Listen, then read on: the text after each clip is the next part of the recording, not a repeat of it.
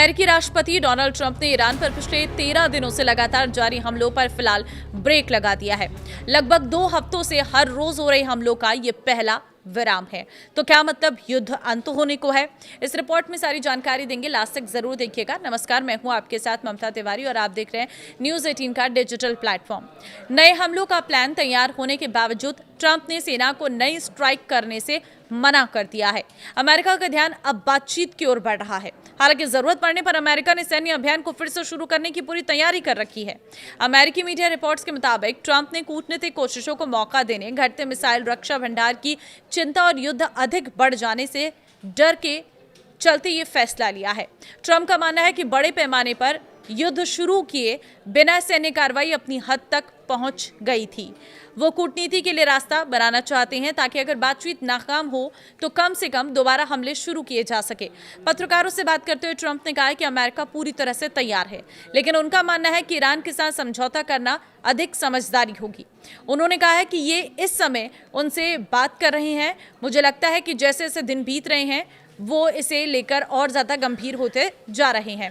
हालांकि white house correspondents association के dinner में ट्रंप ने कहा है कि उन्हें नहीं लगता कि ईरान तुरंत समझौता करने के लिए तैयार है, लेकिन वो बातचीत जारी रखना चाहते हैं। मिसाइल रक्षा भंडार में गिरावट बनी पेंटागन की चिंता। हमला रोकने के पीछे दूसरा सबसे बड़ा कारण है पेंटागन की मिसाइल रक्षा प्रणालियों के घटते स्टॉक को लेकर चिंता थी। न्यूयॉर्क टाइम्स की रिपोर्ट के अनुसार वरिष्ठ सैन्य अधिकारियों ने चेतावनी दी कि अभियान बढ़ाने से मिडिल ईस्ट में तैनात पैट्रियट इंटरसेप्टर मिसाइलों और दूसरे वायु रक्षा प्रणालियों का स्टॉक खत्म हो सकता है। जॉइंट चीफ्स ऑफ स्टाफ के अध्यक्ष जनरल डेन केन ने ट्रंप को बताया है कि पेंटागन ने हाल के महीनों में 1200 से अधिक पैट्रियट इंटरसेप्टर मिसाइलों का इस्तेमाल किया है। इससे अमेरिकी सैनिकों, सहयोगियों और सैन्य ठिकानों पर ईरानी जवाबी हमलों पर खतरा बढ़ सकता है। उपराष्ट्रपति जेडी वेंस और सैन्य नेतृत्व ने दी संयम की सलाह।